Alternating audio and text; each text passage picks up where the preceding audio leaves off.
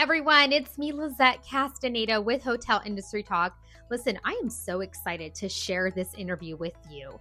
Nauman Panjwani is a partner at S&S Investment Group and now a friend.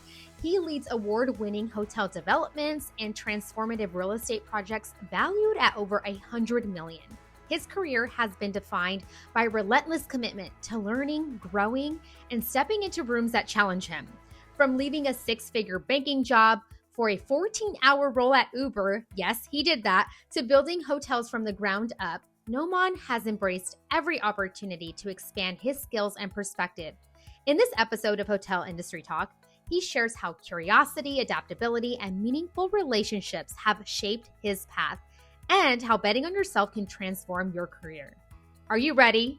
Let's jump in. Hey everyone, it's me, Lizette Castaneda with Hotel Industry Talk. I'm so excited. I have Nauman Panjwani here. Welcome, Nauman. Hey, how are you? I'm great. Happy Friday. I'm excited. Yeah. Yeah. Do you have any weekend plans? One of my best friends is unfortunately moving to Denver, so I'm going to get every opportunity I get to spend time with him. And I have been go, so any opportunity I get to nap or just sit, I'm gonna sit. So I'm excited. Yeah. So are you, like, when you say sit, do you have like headphones listening to a podcast or just absolute silence? Like, what are you doing? Yeah, so I have to force myself to not do productive things, I've learned. I love a good podcast. I love like knocking a few tasks out on the weekend. I'm like annoyingly obsessed right now with learning new AI tools. And so every extra hour I try to do that. And then I realize that I'm not resting and I'm not relaxing. And so I'll tune it out. I'll try to go for a walk. I'll just try to like non-technology based sitting with my girlfriend or with some friends, just try to like tune out work and the world. That's so good. You know, it's so funny that you say that, because I've been like reading a lot and listening to a lot of podcasts that are teaching me something, and finally I got to a place where I'm like, this is overwhelming. Like, I don't want to learn anything else for today, like nothing. So I hear that when you're just like, okay, tech, especially tech. I love that you said that. We'll dive in, but I love what's happening in the world right now with technology and AI. It's very fascinating, and I'm trying to stay with it and be part of it because I don't want to get left behind. I think you even saying that shows how far you are, because I think we get caught in this trap that we're not as far as we need to be. And the reality is like most people are still just using it to like type in what groceries can I get. And so anything past that, I think you're ahead of the curve. I think we're good. Yeah, thanks. We'll talk. I'm curious. Do you one more question. AI agents. Have you like dove into AI agents? Yes and no. I played with them. Have I mastered or anything like that? No. There's and I'm sure we'll talk about LinkedIn, but there's a couple of guys I follow on LinkedIn who are just like, they preach the gospel, and they're constantly putting like very tangible use cases, especially in the commercial real estate space. And I've been trying to not just read about it or watch about it. I've been trying to just like get on and try it. And so definitely still a newbie or a beginner on it, but I'm super excited about doing. Same. All right, so we'll start with a round of authentic questions, and then we'll dive into our interview. But what do you do the first thing, like in the morning, you wake up, what is that thing you're doing? So immediately when I wake up, I am one of those guys that I just have to lay there for like 20-30 minutes. It is the most inefficient part of my day. I will try to just bring myself to life. Like, I am one of those people that I have to have. Some people skip breakfast and they get straight to it. I cannot. I'm up. I have to have a shower to wake me up, shower to breakfast with coffee, and then I start to kind of come to life. Yeah. And then if I have a morning to myself or a day to myself, then I'll try to do like a 10-15 minute meditation. I might try to get out and like go for a short walk. That's if I'm lucky. If I'm not lucky and I'm just getting tossed into this world, then I'm usually on the road somewhere. I'm like visiting a site. I'm going to hotels. I am going to the office, and I'm just, usually it's full of phone calls. So for myself, followed up by just like whatever my life throws at me. So do you try to maintain that same like style when you're traveling for work? So it's actually crazy. When I'm traveling for work, I'm able to get up and get a workout in. When I'm home, I'm not. And so, but yeah, when I'm on the road, I will actually be a little bit more disciplined than I am when I'm at home. And then outside of that, everything else is the same. Yeah, that's so good. So what are your top 3 apps that you use on your phone? All right. We brought it up already. I am a LinkedIn junkie. I like people scroll on TikTok, right? Like, people scroll on TikTok. I scroll on LinkedIn. On a similar note, my best friends, my girlfriend, they will all tell you that I am a Instagram Reels addict. I will be the guy that you don't hear from me for like 3 or 4 days just because I'm like knee deep in work, and then you're gonna get 20 reels. And so big, unfortunately, big Instagram reel guy. And then I think now, like similar to everybody else, right? I live on ChatGPT. I mean, like other tools as well, but ChatGPT is. I'm afraid to look at my screen time because that's probably not a healthy amount.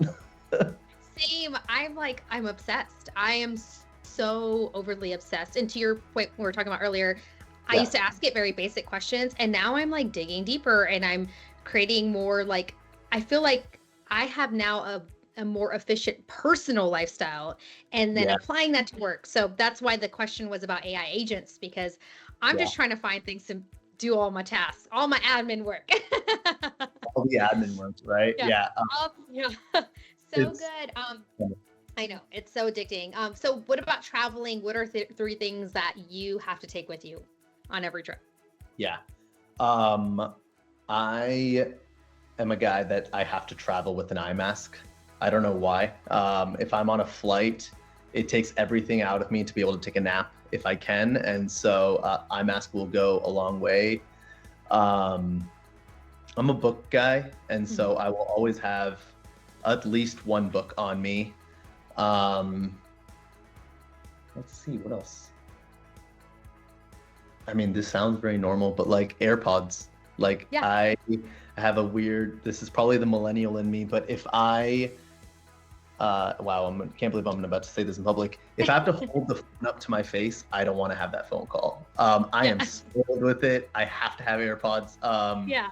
And I guess it's just the amount of time that I spend on the phone in a day, and the fact that I'm constantly multitasking, that it's probably become just normal. But yeah, I'd say AirPods, to be honest. AirPods. Yeah. Have you ever lost one like on the plane where it falls and you're like, no? Well, if you open up my Bluetooth menu, I'm pretty sure it says Nauman's AirPods number 1, number 2, number 3, number 4. I think I have like 8 AirPods that have been synced with me, which just shows you how careless and irresponsible I am. But that's the one thing that I will never live without. Shout out Apple, please sponsor this podcast. Right? Like, I'm same. AirPods, I cannot live without them. I replace the one each. I mean, every time I lose it, I replace it. So I don't know how much money they've also taken from me, which I don't know if they deserve a shout out for all that money. But yes. So what's a place that has left a major impact on your life, and what was that impact that it left on you? I'm gonna go with DC. I lived in Washington, DC for a couple of years post college. I think that you learn a lot about yourself when you move away from your hometown for the first time. And I'm not talking like college or through your upbringing, but when you leave, you learn for the first time what it feels like to kind of like start over, and you might be by yourself. And I think it gives you a lot of perspective on how tough it is to like form a community or Yes. to just like do the basic things, right? Like you're in your Yeah. early to mid 20s, you think you're an adult, you quickly realize that you're not an adult. Yeah. And a lot of things, there's more things you don't know than you do know. Um, and then you're surrounded by other people who are also going through that same journey. And so I think for me personally, when I moved to DC, um, I was able to find a community that I like felt like was family and we're close friends. Helped me, um, it just helped me kind of like become a more independent or self-sufficient version of myself. And then, yeah, so I mean, I think DC has a special place in my heart. That's Yeah. amazing. Now, how did you go about finding your community? Um, so I think it's different for everybody. For me, I had a rule that like if an opportunity, if an experience presented itself to me, and it's something that potentially was going to make me feel uncomfortable, or it was something new, whereas with a group of people that I don't know, no matter how much I want to say no, I will say yes, and Yeah. I'll like put myself into that situation. I'll put myself into that environment, that room, and I'll just figure it out. And I Yeah. do that enough times, and you collect experiences. It helps like build out who you are as a person, and you find your people. So I think Yeah. that I said yes more than I said no, and Mhm. it led me to my place and my people. Yeah. I love that. I feel like well, now I'm in my 30s, now the late 30s. I probably shouldn't say my age, but I am learning that too right now. I've moved around quite a bit, but Mhm. I am trying to find the community. But to your point, saying yes is so important. And I'm telling you, there's times where I feel so uncomfortable. I'm like, I don't know if I could get out of this car, but I'm just gonna do it. And because you never know. I mean, and I can honestly say that every experience I've had, I have walked away never feeling like, oh, I regret that. For the most part, it's always like, I had a really great time meeting these people. So, Yeah, and yeah. I think you realize that like one of two things are going to happen. You're either going to meet people who are also equally in their own head, and Yeah. so you're not alone there, right? No one Right. knows what they're doing. Or on the flip side, I think it's called the spotlight effect, which is, or maybe that's not what it's called, but that's what I've learned it as, where you realize that there's not a spotlight on you, and Mhm. chances are other people aren't even thinking of you. They're Yep. so worried about what's happening to them, they're in their own head, that you tripping in that moment, you slipping up and saying the wrong thing, uh, people are usually preoccupied with themselves, and so Mhm. there isn't a spotlight on you, which takes Yeah. the edge off. Like it takes Yeah. the pressure off. So I think those two things have really helped me get out of my shell Yeah. and um, just like take the pressure off. I think you take the pressure Yeah. off, it all works out. It's the pressure that kind of like it'll kill you. Yeah, and you're a risk taker too, because I feel like it is I don't want to say risk because it's not like a negative. I feel like risk sometimes can have a negative connotation to it, but it's like you're willing to just go, and that's to me that's a perfect segue into Yeah. how I had read that you were in finance in Washington D.C. and you were making like I think was it six figures or over six figures, and then you went to go work at Uber Yeah. for $14 an hour. So let's talk about that experience of what made you want to go. I'm very curious on like how, yeah, what was the reason and how did you really just determine that that was the right thing for you? Yeah. I think now it's easy to tell that it was the right move. Yeah. At that time, Yeah. um, it was a gamble and it was kind of a bet on myself. So I graduated college. I moved back to Charlotte, which is where I'm from. Um, I was living at home. I was commuting to work. I was working at the big banks. So I spent a little bit of time at Bank of America and Wells Fargo. Mhm. Um, And I was, I think like 22, 23, and somehow I weaseled my way up the ladder to, a pretty healthy salary and a Yeah. pretty sweet gig. But the reason I joined those organizations initially was I grew up with a very entrepreneurial family. Going out and working corporate was never the move. It was never the goal. It's not something that my family does.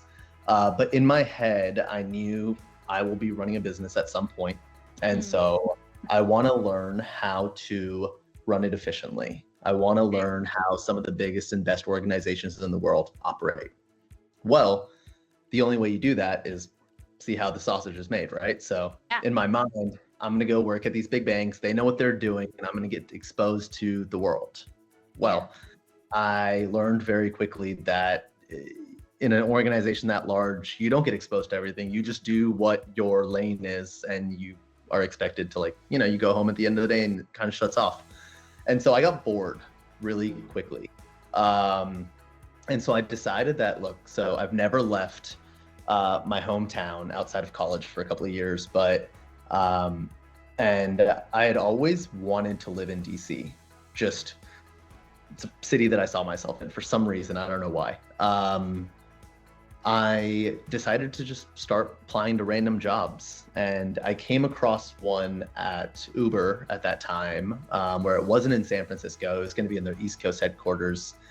This was when Uber was still a startup, more or less. I was pre-IPO, and I interviewed for this job, and they do this really slick thing. Hopefully I don't get in trouble for saying this. I don't know why, but they do this really slick thing where they will interview you for a job as if it's like a full-time position. They'll sell you the dream. You'll fall in love with the opportunity and the potential, like the team and all of it, right? And then when they're offering you the position, they say, by the way, this isn't a full-time position. This is a contractor role. Here's all of the amazing things we'll do. You'll get free lunch and beer on tap and a ping pong table and swag and all of that. But we're not really going to pay you much, but we'll take care of you. And don't worry, you'll have the opportunity to move up the ladder. And if you're performing, then there's no reason why we wouldn't want you to move up. And so at that time, I was, I think 22, 23, very sure that I would succeed, a little full of myself. And I was like, you know what? I just got to get my foot in the door. It doesn't matter if it's $15 an hour. I just got to get there, and then they'll see, right? And I wanted to make the move more than I wanted to make money at that time, right? So as long as I could have my expenses covered, it's cool. Yeah. So I told my parents, who already thought that the corporate world wasn't for me, that I was going to go from paying no rent because I was at home and making six figures to go live in a city like DC's cost of living for that amount of money. And they thought I was absolutely insane. I somehow convinced them that this is the right move, and they were like, okay, cool, go live your life. I got to DC. I did that role for 6 or 7 months. There was an opportunity that presented itself for me to apply and move up. I thought I had no chance of getting it, but I applied anyways, and I fought for it, and I luckily ended up getting it. And so I was able to kind of move out of that, hey, I'm going to do what I got to do to get here mindset into a, let's see where I can take this mindset. And so I got the promotion, and then I was making a livable wage, and I did that for a little bit of time until it was time for me to kind of step back into the entrepreneurial world and join shop with my brother. And it was kind of cool because the opportunity that I had at Uber was, I think you're early in your career, a lot of people chase the dollars and cents, right? They chase the company rather than the manager. And the opportunity that I had was to truly learn how a fast-paced, well-accomplished company has the ability to grow and operate. And so that was my goal at the very beginning. I didn't get it at the banks. I did get it in the tech world, I had the privilege of, by the end of it, lead a team in the Uber Eats division and kind of like go launch new markets and figure out how to basically spin up little organizations and little, I don't know, yeah, little business of itself. And so that's what I was going to do at the end of the day for myself anyways. And so it was kind of cool to do. And I think that was like, I left there maybe between 7 and 8 years ago or so. Wow. So wait, how long were you there? I was there for two years. Okay. Very cool. Oh my gosh. Now, what was your favorite part? Was it doing that, like creating teams and creating these little businesses, if you will, or? Yeah. So it was the wild, wild west. Yeah. So you're at a company that has brand recognition like Uber, but they're treating it like a startup because it was then. And for anyone who's run their own business or they're in the entrepreneurial world, you realize that you're not going to have one job.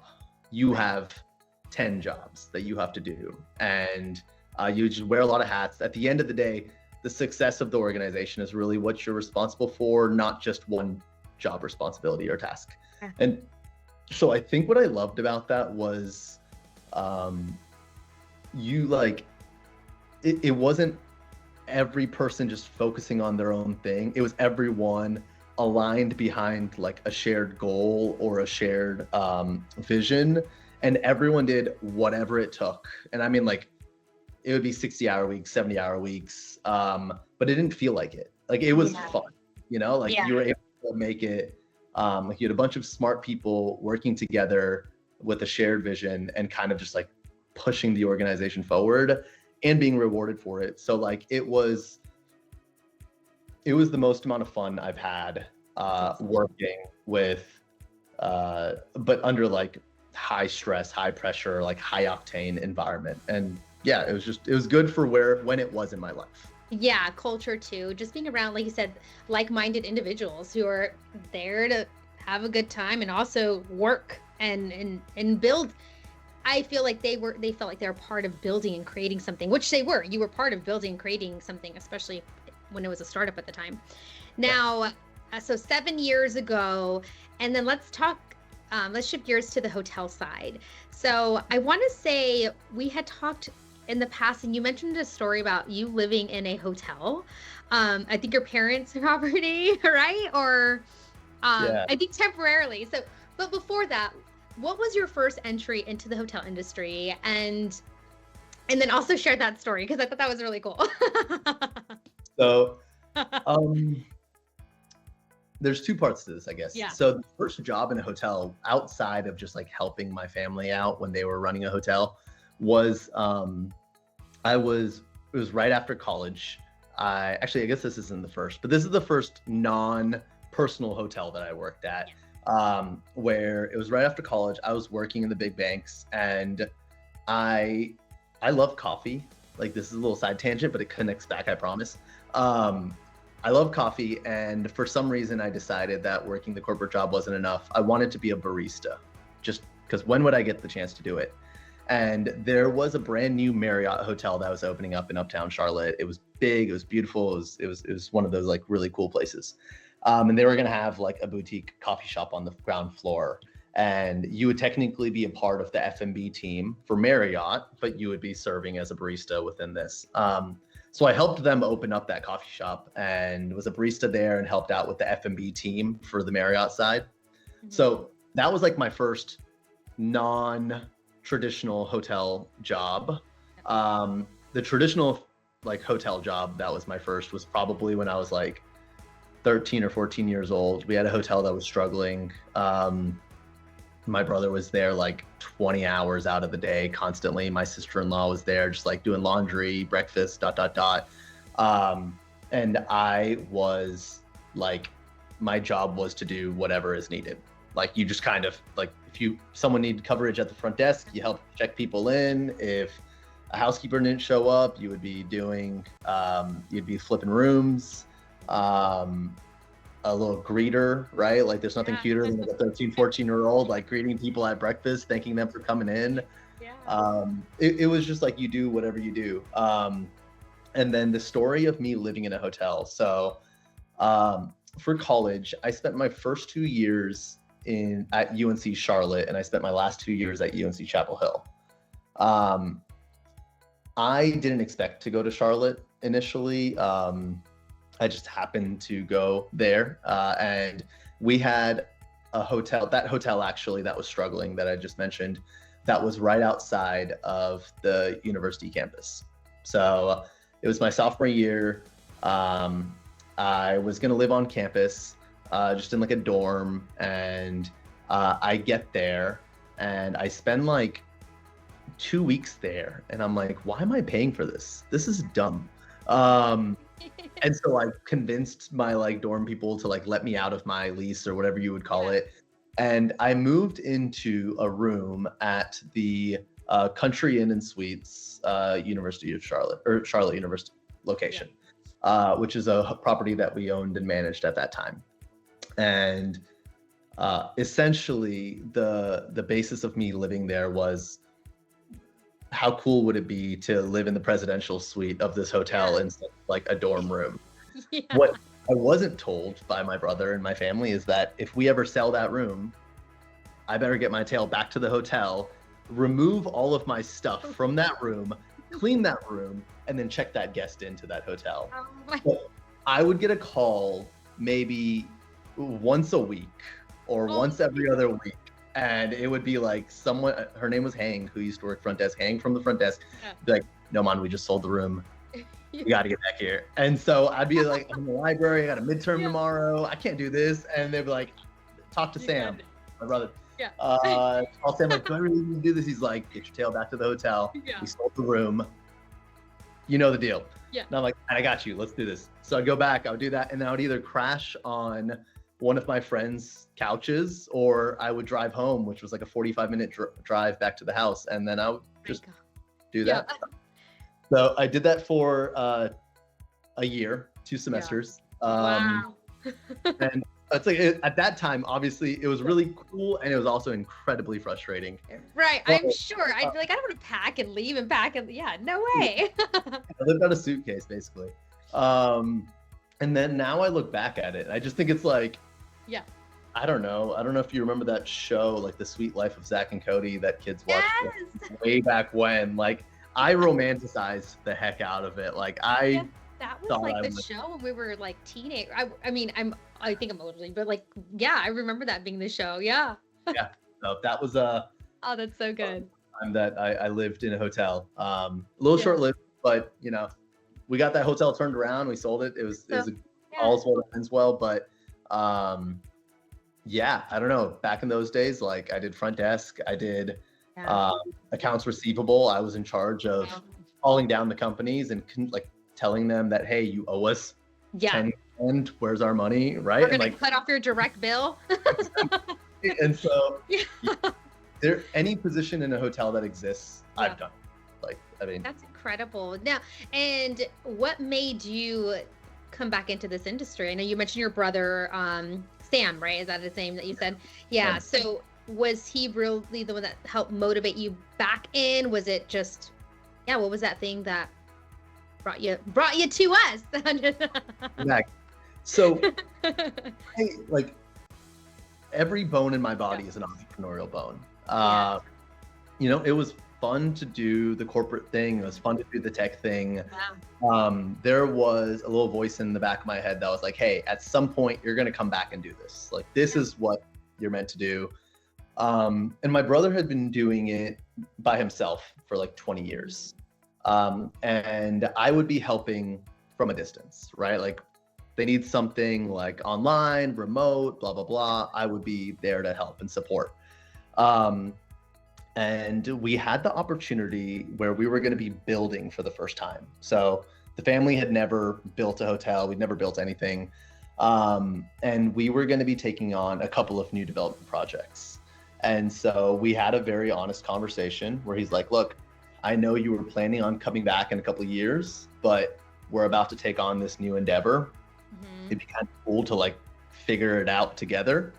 If you're down, then, come on over. And so we had a couple of conversations, and I said, you know what, let's do it.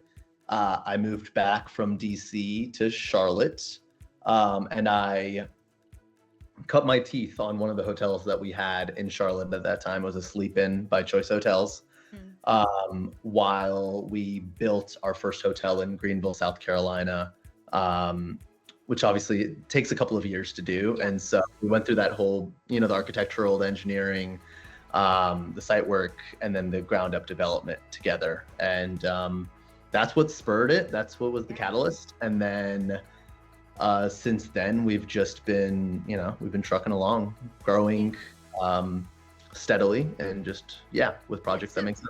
So tell us about what you do exactly right now. Are you acquiring and building, managing? What does that look like for you all right now? Yeah.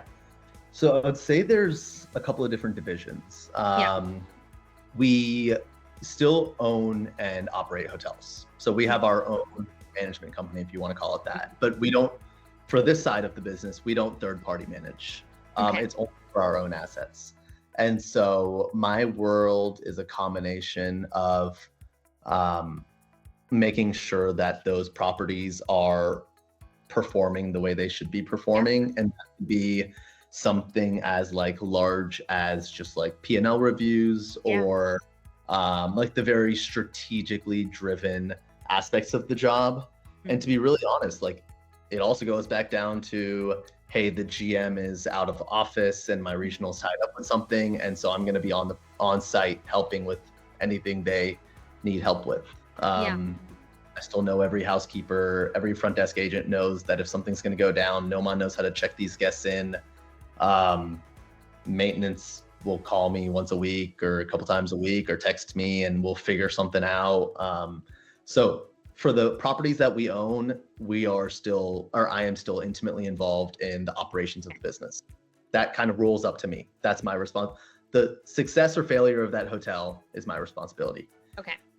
And then there's two other sides, I guess. So one would be, we have 2 ground up developments going right now. So essentially that development process is mine. It lives under me. Okay.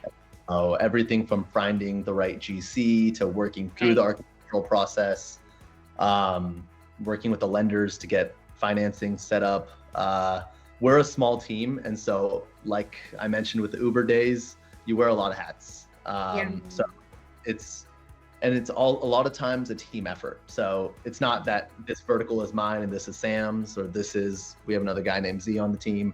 Like we kind of tag team a lot of these things. And so those are 2. And then the last part of it would probably be partnerships of some form. So what I love about this industry is the ability to kind of like partner up with other like-minded individuals. And I think there's that saying, if you want to go fast, go alone. If you want to go far, go together. Something that I try to live my life by. And so we've had the privilege to kind of form some strategic partnerships over the years. And, we do what we do extremely well, or I'd like to believe we do. And for things outside of that realm, we will try to partner with other individuals within the industry. So there's a group called Arc Hospitality out of Dallas, Texas, that does third-party management. We've known them for a very, very long time. And so we've partnered with them for the third-party management side. And there's a couple of other development companies that we will partner with in terms of, doing projects together that we won't be running ourselves, but we might be invested in different capacities. So what are some of the things that you look for? Like when you are getting ready for the partnership side, like what do you guys look for? Are there certain values, or you're looking at like, what is that process for you all? Yeah. So culture is like the key word. Right? Someone or a group's ethos needs to match yours. And it's not a math. It's more, it's not science, it's an art, right? So, how do you look at problems the same way as they look at problems? Are they going to be willing to roll up their sleeves and like handle whatever comes up? Or are they going to be more, well, that's not my responsibility, or it's that other company who dropped the ball on that, right? Like, are they willing to be involved through the process, or are they going to be the one that tries to outsource everything? Right. We're very hands-on people, so it's important that whoever we work with is also like a hands-on group. Yeah. And then honestly, you just got to get along. Like, Yeah. you don't like, I think there's that saying where it's like, you want to do business with people that you want to do business with, right? And I think there's years in a company's growth or their evolution where they're forced to do business with groups out of like pure business need. I think that me and Sam, when we're looking at new partnerships or groups that we're going to work with, it's as simple as, is this person a nice person? Yeah. Like, do we have similar communication styles? Are they going to, small things. Are they going to look at a housekeeper or a maintenance guy and treat them with the same level of respect that they would with like the exec team, right? Like that's how we operate. That's how I expect anyone to operate. So that's a big thing. It's huge. And I think it's the basics, right? Yeah. You can't forget the basics, excellence in the basics. So. Right. I'm going to ask you a question around franchisees. So anybody who's interested out there in franchising their first property or building, what advice would you give them? Because I'm sure, and maybe I'll just ask from the building side of things, right? So someone's looking and they want to build a new hotel. What's the advice you would give them? I would start with partnering with people who have done it before. And there's a lot of ways to figure that out. You can talk to your franchise partner, right? If you're working with Wyndham, you're working with Choice, Marriott, IHG, it doesn't matter. Talk to them about people that have been there and done that, and they do it well. And learn the process with those individuals. I think that there's a lot in this. There's so many nuances to this business that you just know it until you've done it. And even when you've done it, there's so much you don't know. It's never a cookie cutter thing. You could think it is, but it's not.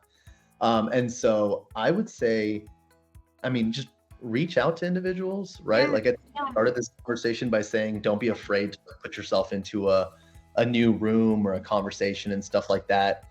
I've learned that when you ask someone for help or you ask them a question, like someone who's been in the space for a while, 9 people out of 10 are going to be willing to talk to you, right? Like, shoot me a message. Like, I will talk to you about it. Like, I don't, it's really that simple. And I think that like, once you do that and you get exposed to it, it'll create, the snowball will start building, right? Like, that's what you just need. You just need the initial form of that. And then from there, life will take care of it. And then I guess something very tactical that you could do is there's a lot of trade associations. So, there's the IFA, which is the International Franchising Association, and they work with, or like, not just hotels, right? It's franchising of all types. So, but they have classes. There's a group called AHOA, which is Asian American Hotel Owners Association, the largest trade association for hoteliers. You don't have to be an Asian American to be a part of it. You could just, there's a crazy amount of classes for them. And we started off with the apps. Our good old friend ChatGPT will tell you so much more than I can tell you. So like, I don't know, start there. I think that's so good. So speaking of ChatGPT, what AI trends are you seeing in our industry that, franchisees should look out for, or what have you guys been like, this is the next thing? So I try to be hyper aware of, or maybe not hyper aware, realistic about which areas are going to have the highest impact in my business. So like I mentioned, we're a small team. I'm not looking for one tool that's going to just like take over everything. I'm looking for tools that are going to automate processes or take over admin work, right? So I'll give a little shout out to a friend of mine on this. His name is Mike. He runs a company. I believe it's called Civ. I can message to you after. I know Mike. You know Mike? Right? Yeah. What Mike is doing is on on the sales side, right? Like how many requests come in after hours, and these are parents who they're just trying to book a team, like book a hotel for their soccer team, right? They're working individuals. They don't have a ton of time to do this, and they're waiting around like 3, 4, 5 days for these sales managers to get back to them. Because the sales managers, they might miss the email, they might get the voicemail after hours, all of that. Well, Mike's whole thing is an AI platform that will essentially have all of the information of your hotel, and information about your offering and your scheduling and all of that. And it will immediately respond to that sales request. It helps the hotel out because you're going to hopefully get that piece of business because you're speed, right? And it helps those parents out because they're not waiting for like 4 or 5 days to deal with this. And so, that's one tool of maybe like 10 that I've looked at in the last month. And that's something that if I can automate that portion of it, then my GM or my sales manager, like one, it'll be one less thing for them to worry about. But two, there won't be human error, right? Like, or the hope is there won't be human error. So I'm looking at a lot of stuff like that, a lot of like reconciliation tools, right? Something which back in the day, an auditor used to manually reconcile between what was in your PMS system and this third-party system. Well, now that's done through a tech platform, right? That was stage one of this. Now with AI, you don't even need to trigger that, right? Like it can automatically happen at the beginning of every month, those reconciliations. So I think that this game is going to be won with, I think they talk about how like smaller organizations that couldn't afford technology solutions before, and therefore they were made to do these things manually, it's evening that playing field. So a group like mine where, we have a team and these processes may be a little bit more manual, I can now either get a tool at a more affordable price point to do it, or a little shout out, there's 2 platforms out there, I'm sure there's a lot more, but called Lovable or Base 44. Both of those are basically a way for you to create websites without having to know how to code. And I found a solution I really liked for something that is like a regular workflow for us. And it was going to be $1,000 a month or something like that. And I was like, that's crazy. Yeah. And I spent a weekend on Base 44 and I created my own version of that, which has like 60% of the functionality. And I think I'm paying like $25 a month for it.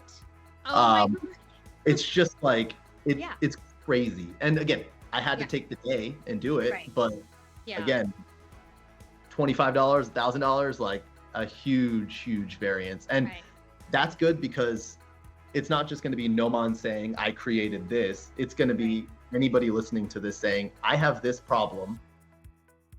I already know how I can solve for it. I just don't have the technical skills to do it. Well, you no longer need the technical skills to do it.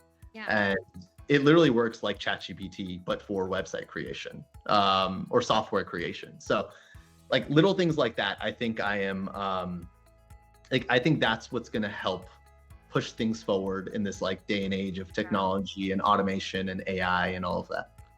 Yeah, I agree. And I think too, like people are looking for affordable things as well. And listen, we're going to see a lot more. I feel like in our industry, I was listening to FocusWire. They're launching this AI series right now. And they talk about how AI is impacting. It's through the lens of travel and how consumers are searching right now, like for stays. But yeah, I mean, it's going to continue to grow. So thanks for sharing, Nauman. I do have a question around like hospitality. How has it, I guess what, if you could maybe say it in a word, what impact has hospitality had on you? Or you could say it in a sentence too. Because I'm like, oh, there's so much for me. So I think if I had to choose one word, it would be relationships. And I think that expands past hospitality, of course. But I think that like so much of this game, and I call it a game, right? But like so much of your professional life is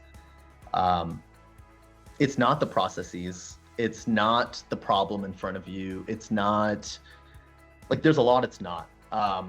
But genuinely the relationships aspect of it is one, it's going to keep you driven. Like for me, it's like I realize that like, do I enjoy maybe getting yelled at by a random guest when I'm at that front desk, right? Like about something insignificant, what I believe is insignificant? No.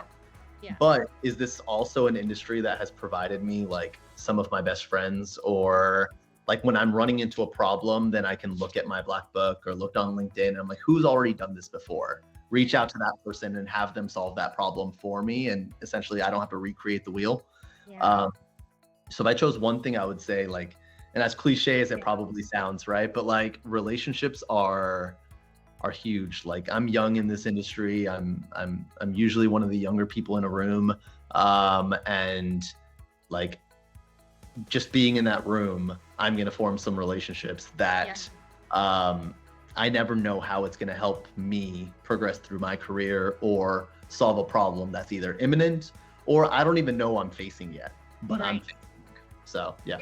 And I think that's so powerful because going back to us talking about technology, and we're of course for it, but I think it's so important to remember that that's the one thing AI can't replace is the relationship piece. So it may give you the answers, but it's still not talking you through the actual process, like walking with you in that, right? So I think that's where relationships carry the most weight, is someone can walk you physically through your new hotel opening. Someone can be there with you as you're on that journey. So thanks so much, Nauman. Oh my gosh, is there anything else you want to share with the listeners out there before we say bye?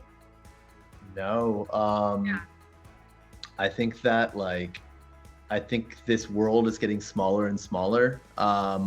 I think that the more you can put yourself out there, whether that's physically and by just like putting yourself in new rooms or not being afraid to like step into a new networking event or a new conference or even just like talking to someone at a coffee shop, right? Like just putting yourself out there is going to do wonders for you. It's how you and I connected.